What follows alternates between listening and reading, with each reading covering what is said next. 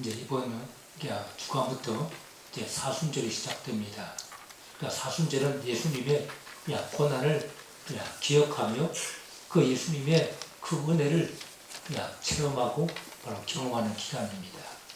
그래서 주님을 바라보면서 살아가는 우리 성도들 되시기 바랍니다. 사수는 40일을 말합니다. 그러니까 40일 기간, 그러니까 예수님의 부활 전 40일을 우리가 경건하게 살아갈 수 있는 우리 모든 성도들 되시기 바랍니다. 우리는 예수님을 믿으면서 소원이 성취가 됐습니다. 이것은 좀 미신적인 용어라기보다는 가장 우리의 중요한 그 소원은 영적인 것, 구원의 역사이죠. 저도 청소년기를 방황하면서 힘들었던 과정을 주님과 함께 걸어왔습니다. 주님은 내게 손을 내밀어 주셨습니다. 주님께 삶을 드리고자 고백했지만 현실은 그리 넉넉하지 않았습니다. 그래서 결단해야만 했습니다. 그래서 양산에 있는 한 기도원을 찾아가 12월 추운 겨울 부르짖으면서 몸부림치면서 3일을 지나가면서 결단을 했습니다. 다시는 돌아올 수 없는 그 길을 선택했습니다. 주의 종의 길을 선택하고 여기까지 왔습니다. 우리가 신의 악단이란 영화를 여러분 보여줄 것입니다. 하나님은 우리의 인생을 바로 광야 길로 내모르셨습니다. 그때는 힘들고 어렵지만 그 광야 길을 통해서 하나님을 만나는 축복의 시간이 된 것입니다. 목사 이전에 그 크리스찬이 걸어온 삶이 오늘 본문의 가나안 여인의 그 삶을 통해서 우리가 바로 투사가 된 것입니다. 저는 이 성경을 보면서 하나님은 참 고집이 센 분이구나 그걸 느꼈습니다. 당신이 계획하시고 정한 것은 끝까지 밀고 가시는 분이 하나님이십니다. 실수가 없는 분입니다. 허투루 하는 분이 아닙니다. 당신이 계획 가지고 그 일을 시작하시면 반드시 열매를 맺는 분이 하나님이십니다. 우리가 지금까지 삶이 그렇지 않습니까? 우리의 삶을 돌아보면 하나님이 정하시고 그분이 계획하신 바를 우리는 잘 알지 못하지만 그분이 행하시는 그 모든 것이 하나님의 그 뜻을 이루는 바로 기간이었구나. 이것을 깨닫게 됩니다. 오늘 우리가 그 말씀은 예수님께서 이방인 지역 두로와 시돈에서 한 가나안 여인을 믿음을 시험하시고 그 딸을 고쳐주시는 이 감동적인 사건입니다. 오늘 이 말씀을 통해 우리가 함께 은혜를 나누고자 합니다. 예수님이 가신 곳은 두로와 시돈 지역이었습니다. 그 예수님께서 그 발걸음을 이스라엘 땅이 아니고 저 이방인 지역, 변방 지역으로 발걸음을 옮겼습니다. 예수님이 주로 활동한 곳은 수불론 납달리 땅입니다. 수불론 납달리 땅은 소외된 지역이었습니다. 예수님이 이스라엘 민족은 예루살렘, 유대 지역, 이것이 바로 그들의 그 무대였지요. 저 갈릴리 지역만 해도 소외진 이 강화 지역처럼 소외된 변방 지역이었어요. 그것이 바로 이 수불론 납달리, 이 갈릴리 북쪽입니다. 이곳은 하나님께서 야곱을 통해서 예언하신 말씀대로 수불론 납달리 땅은 불모지였고 버려진 땅처럼 관심 밖에 있는 땅이 바로 수불론 납달리 땅이었습니다. 창세기 49장 10절에 보면 그들의 조상 야곱은 스불론에 대해서 예언하기를 해변에 거주하며 그 경계가 시돈까지 이를 것이라 예언했습니다. 이것이 바로 여호수아 시대에 성취되었습니다. 스불론 지파는 이방인들과 교류를 통해서 하나님의 축복을 나누는 역할을 맡았습니다.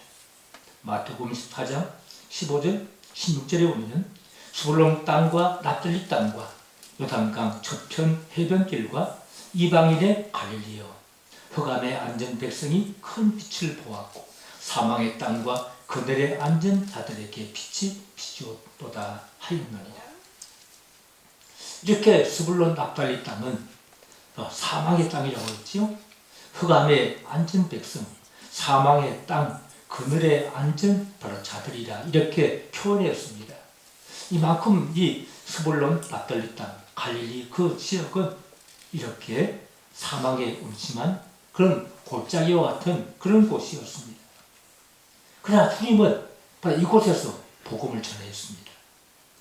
납달리 지파에 대해서도 말씀했죠. 납달리 지파는 갈릴리 북쪽 지역을 분배를 받았습니다.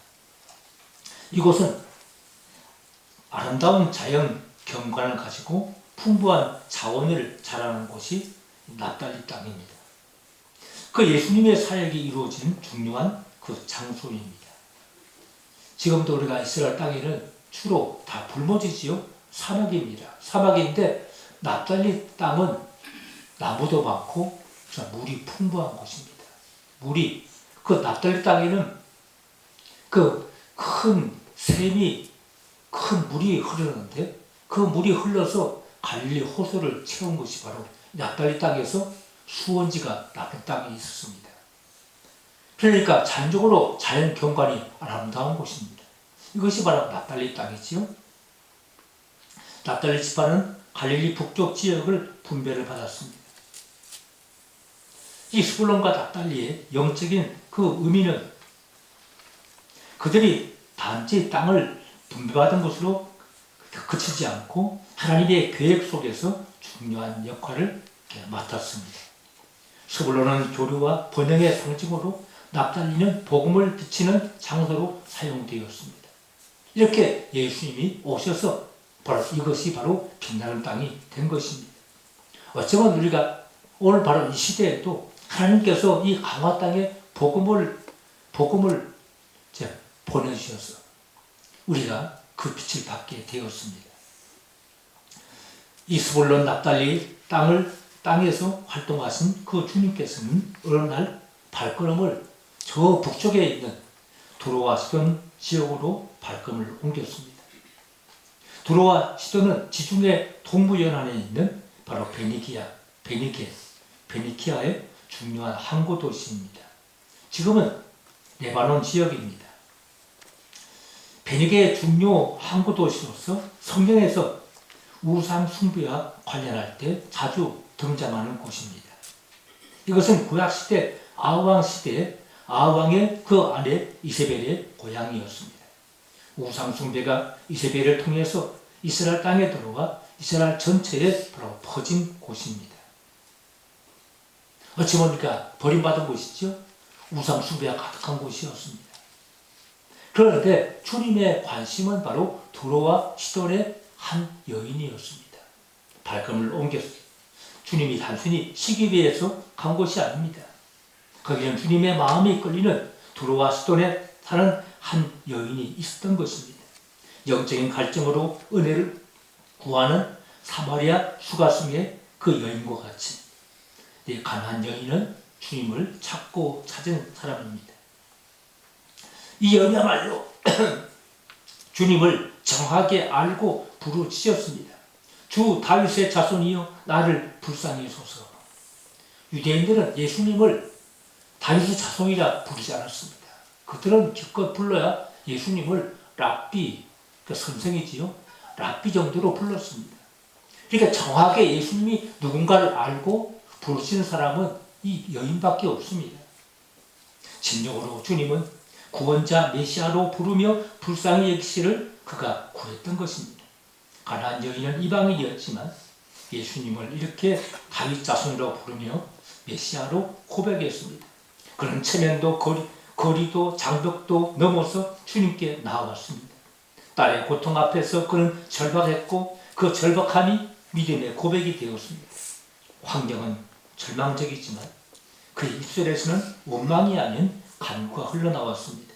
믿음은 사망이 아니라 누구를 향해 부르짖는가에 달려있습니다. 주님께 불쌍히 여김을 받을 때 나에게 구원이 임합니다. 하나님은 2000년 전에 이미 약속하신 대로 불의한 세상에 의를 완성할 예수님을 보내주셔서 구원을 이루어 주셨습니다. 그리고 다시 완전히 공평과 정의가 실현되는 하나님 나라를 주의 백성들과 함께 세우실 것입니다. 그러니까 나에게도 오늘날 이 강화 땅에도 이 민족에게도 하나님의 구원 역사가 이룰 줄 믿습니다. 이렇게 주님께서 두로와 시돈의 시돈 땅에 발걸음을 옮기신 것처럼 하나님께서 바로 내게도 또 우리 강화 땅에도 발걸음을 옮겨서 나를 만나주시고 또 우리가 주님 앞에 다윗 자손이여 나를 불쌍히 여서 우리가 구함으로 하나님의 은혜를 받을 수 있는 성도가 될 줄 압니다. 두 번째가 주님의 그 관심은 잃어버린 양입니다. 오늘날 그리스도인들에게 오늘 이렇게 목사들에게 향한 메시지입니다. 너는 무엇을 찾느냐? 우리 인생을 향한 주님의 메시지입니다. 나는 잃어버린 양을 향해서 어디든 무엇이든 할 수 있다는 것이 주님의 소원입니다. 교회가 흥천에 세워진 목적이지요. 잃어버린 양을 구원하시는 주님의 소원을 이루어드리는 교회, 그 교회가 흥천교회가 되어야 줄 압니다. 예수님은 메시아입니다. 예수님을 통해서 병이 나을 수도 있습니다. 하지만 치유가 하나님 나라 전체가 아닙니다. 그것은 하나님 나라를 보여주는 표적일 뿐입니다. 그런데 예수님을 찾아오는 이유가 병 고치는 것이 아닌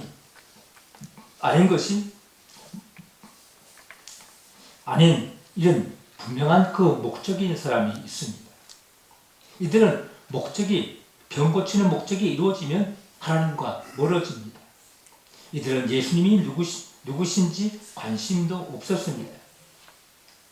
그러나 주님을 진정으로만 찾고 찾은 사람은 예수님을 나의 구원자 메시아로 바로 찾은 것입니다. 우리가 진정한 구원자 예수님을 제대로 알아야 할 줄 압니다. 예수님은 스스로 자격이 있다고 여기는 유대인이 아닌 이방인 가나안 여인을 만나 주셨습니다. 비천한 가나안 여인의 속사람까지 만져 주셨습니다. 그 여인은 도무지 소망할 것이 없는 것을 믿었습니다. 마틴 루터는 이 장면에서 복음을 보았다고 했습니다. 우리가 바로 그 여인과 같은 사람입니다. 우리는 거저 주시는 은혜의 선물, 구원을 받았습니다. 그 은혜는 받을 자격이 없는 것을 아는 자에게 주어집니다.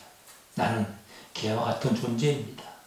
자신이 누군가를 바로 아는 자입니다. 자신을 겸손하게 낮추는 자입니다. 은혜의 가치를 소중하게 여기는 사람, 은혜를 원하는 자에게 구원의 선물을 주십니다. 이 가난한 여인은 바로 그런 하나님의 은혜를 간절히 찾고 구하는 사람이었습니다. 그가 무엇을 구했습니까? 그는 상에서 떨어지는 부스러기를 구했습니다. 하나님의 은혜가 부스러기면 어떻습니까? 세상에서는 그 가치를 몰라서 땅에 떨어지고 있는 것이 하나님의 은혜 복음입니다. 그러나 부스러기와 같은 하찮은 은혜가 사람을 살립니다. 사람들은 하나님의 은혜를 하찮게 봅니다. 땅에 떨어지는 부스러기처럼 이렇게 봅니다. 그렇지만 그 부스러기를 구합니다. 그 작은 그 부스러기가 사람의 생명을 살리고 바로 구원을 얻게 합니다. 가난한 여인은 그 믿음의 소유자였습니다. 예수님이 상에서 떨어지는 부스러기라도 귀하게 보고 붙들고 끈질기게 간구하는 여자의 그 믿음에 주님은 응답하셨습니다. 주님의 은혜는 너무 크고 귀하기에 부스러기만으로도 충분하기에 간절하게 붙드는 것입니다. 주님의 은혜를 없인 여기나 가볍게 생각합니까? 이 여인은 주님의 은혜를 소중하게 받습니다. 그래서 부스러기라 할지라도 그 은혜를 바로 구했던 것입니다. 예수님은 여인에게 말씀했죠. 나는 이스라엘 중에 잃어버린 양 외에는 다른 데로 보내심을 받지 아니하였노라. 그런데 어떻게 되었습니까? 가나안 여인이야말로 이스라엘 집에 잃어버린 양이었습니다. 주님은 그녀에게로 보내심을 받았습니다. 주님은 말씀하십니다. 자녀의 떡을 취하여 개들에게 던짐이 마땅하지 아니하다. 그런데 어떻게 됐습니까? 가나안 여인은 개가 아니었습니다. 그녀는 하나님의 자녀였습니다. 부스러기가 아니라 떡을 먹을 수 있는 바로 자녀였던 것입니다. 주님은 가나안 여인에게 내 믿음이 크다 말씀하셨습니다. 가나안 여인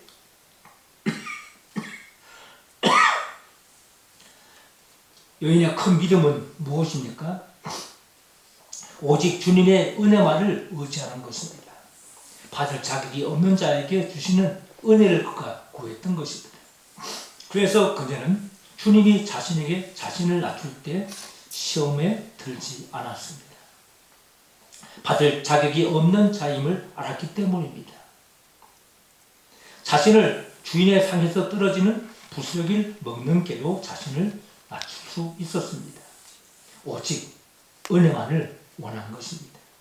주님의 은혜는 받을 자격이 없는 자임을 아는 자들에게 내려옵니다. 세리와 같이 고개를 들지 못하고 울며 가슴을 치는 자들에게 임합니다. 주여 나는 죄인입니다. 불쌍히 여기소서. 그는 의롭다함을 받았습니다. 가난안 여인도 불쌍히 여겨달라고 간구했습니다.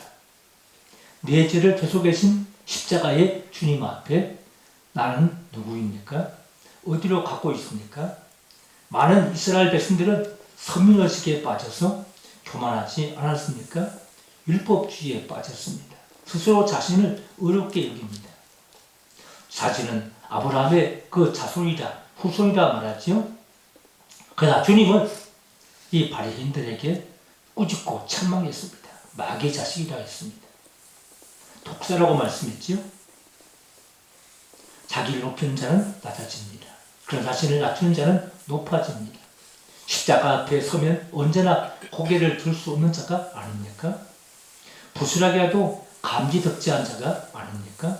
벌레만도 못한 자가 아닙니까? 사도 바울은 자신을 죄인의 그 죄인 중에 바로 괴수라고 했습니다. 탕자가 집을 떠나서 그 둘째 아들이 집을 떠나서 그가 아버지 집에 돌아올 때 그는 아버지에게 구했습니다. 나를 종으로 여기소서. 이렇게 종의 위치에서 아버지께 나아갔습니다. 아들이라 말할 자격도 없다고 말합니다. 나를 종의 하나로 받아줘서 이렇게 아버지에게 구합니다. 어쩌면 이런 그 심령으로 바로 이런 심령을 가진 가난한 여인과 같이 오늘 하나님께서는 나를 이렇게 죄인 중에 괴수입니다. 이 고백하는 하나님의 사람들에게 은혜를 주십니다. 치료하십니다. 역사하십니다. 아버지는 그 아들을 위해 잔치를 환영했습니다. 그는 잃어버린 아들이라고 했습니다. 어쩌면 우리가 이 땅에 살아가는 많은 사람들이 잃어버린 아들처럼 아버지 집을 떠난 잃어버린 아들처럼 이렇게 방황하고 살고 있습니다.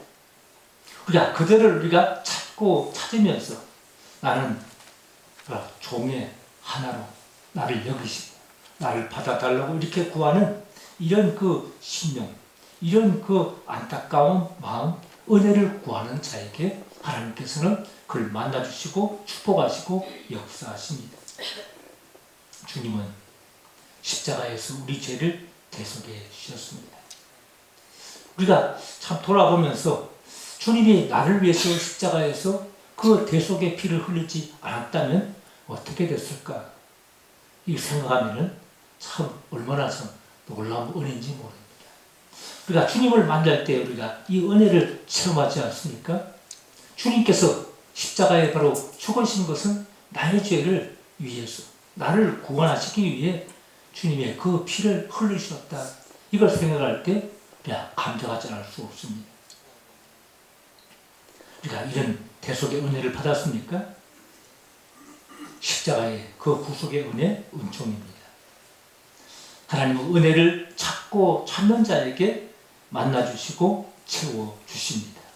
이렇게 하나님의 은혜를 구하는 가난한 여인을 주님께서 만나시기 위해서 두로와 시돈 지역에 가신 것입니다. 우리가 어쩌면 너무나 배불러 있습니다. 내가 다 된 것처럼 무언가 이룬 것처럼 우리가 높아지고 배불러는 것이 오늘날 그리스도인이 아닌가 생각합니다. 이 가나안처럼 자신이 바로 개 취급당할지라도 그는 예수님 말씀 때문에 시험 들지 않았습니다.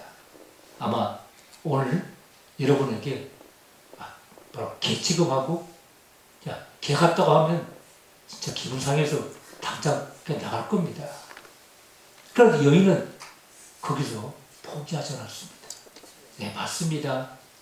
나는 개와 같습니다.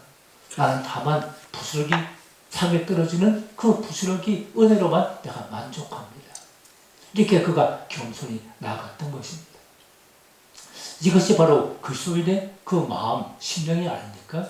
이런 사람들에게 주님은 오늘날도 찾아오시고 만나주시고 축복하시고 우리의 소원을 성취하게 하십니다. 그래서 우리의 믿음의 그 성도가 우리의 그 삶을 참 가난한 여인과 같은 은혜를 구하고 찾는 믿음의 성도로 살아갈 수 있는 우리 성도가 되시기 바랍니다. 기도하겠습니다.